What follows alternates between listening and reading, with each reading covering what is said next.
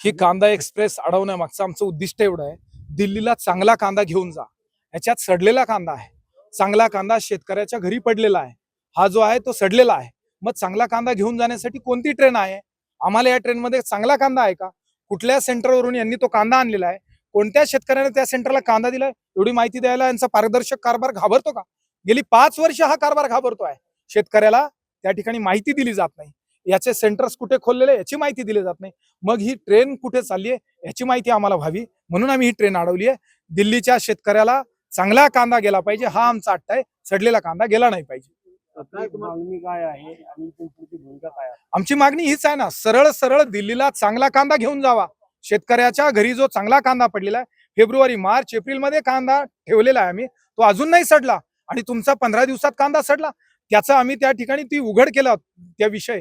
तर तुमच्या तहसीलदार, कृषी अधिकारी, महसूल अधिकारी, पणनचे अधिकारी यांचा रिपोर्ट आहे, पंचनामा आहे, त्यात सांगितलं आहे पुढच्या 8 दिवसात तो कांदा सडून जाणार आहे. आणि मग तुम्ही सडलेला कांदा दिल्लीला घेऊन जाऊन काय करणार आहात हा आमचा प्रश्न आहे. मग चांगल्या कांद्याचं काय करणार? हा जर 30 रुपयाने तिडं विकणार, मग इडला आमचा कांदा किती 10 रुपयाने विकायचा काय? मार्च मध्ये साठवलेला कांदा त्याची प्रोडक्शन कॉस्ट काय झाली? 30-35 रुपये प्रोडक्शन कॉस्ट तुमच्या अशा झकमाऱ्यामुळे होते. आणि मग तो कांदा आम्ही विकायचा कधी आणि किती रुपयाने विकायचा? तुमच्या धोरणामुळे. तुम्ही भाव नाही देऊ शकत ना, पाडता का?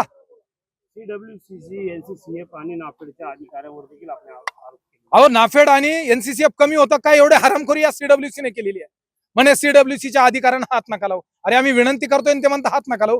या दोन्ही संस्थांनी घोळ केला. अहो, सगळ्याच संस्थांनी, कोणत्या संस्थेने घोळ केला याच्यासाठी आम्हाला कागद दिली पाहिजे नाही. हे सेंटर कोणाचं आहे? हे कोणत्या संस्थेचा संस्थापकाचं आहे? काहीच माहिती देत नाही.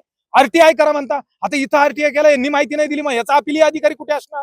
कुठे असणार सांगा ना? दिल्लीला असणार. कसं करायचं आम्ही?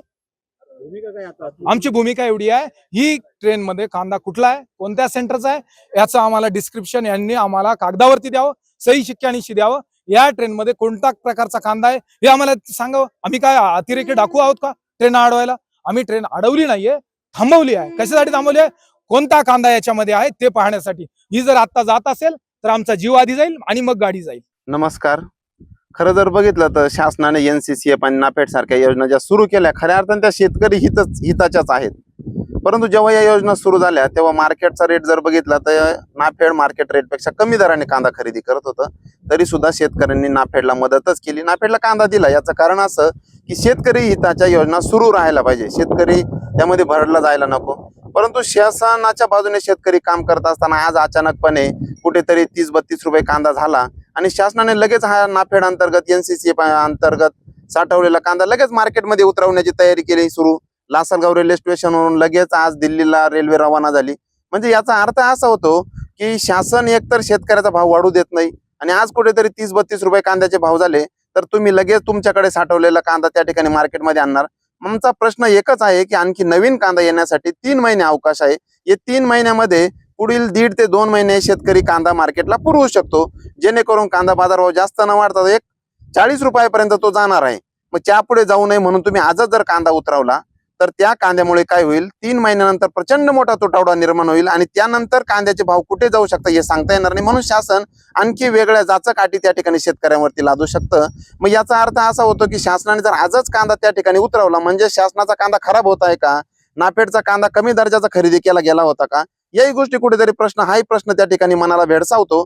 म्हणून शासनाला एकच विनंती आहे की पुढील 3 महिने शेतकऱ्यांचा कांदा त्या ठिकाणी पुरणार नाही. 2 महिने पुरेल इतका कांदा शेतकऱ्यांकडे आहे, परंतु त्यानंतर सुद्धा कांद्याची गरज भासणार आहे. तेव्हा मी शासनाला विनंती करेल की 2 महिन्यानंतर जो कांद्याची गरज भासणार आहे त्यावेळेस तुम्ही NCCF आणि नाफेडचा हा कांदा त्या ठिकाणी मार्केटला जर उतरवला तर 2 पैसे शेतकऱ्यांचा फायदा होईल आणि 2 पैसे तोटा जो तुम्हाला वाटतंय की ग्राहकांना येणार आहे त्यांना सुद्धा त्या अति तुटवड्याच्या काळात ग्राहकांना सुद्धा कमी पैशामध्ये त्या ठिकाणी कांदा उपलब्ध होईल. एवढीच मी शासनाला या ठिकाणी विनंती करेल की मायबाप शासनाने शेतकऱ्यांच्या थोडा हिताचा, आपण शेतकरी हितदक्ष शासन आहात, या गोष्टीचं भान ठेवून शेतकऱ्यांचा हिताचा निर्णय घ्यावा एवढीच विनंती करतो. थांबतो. जय हिंद.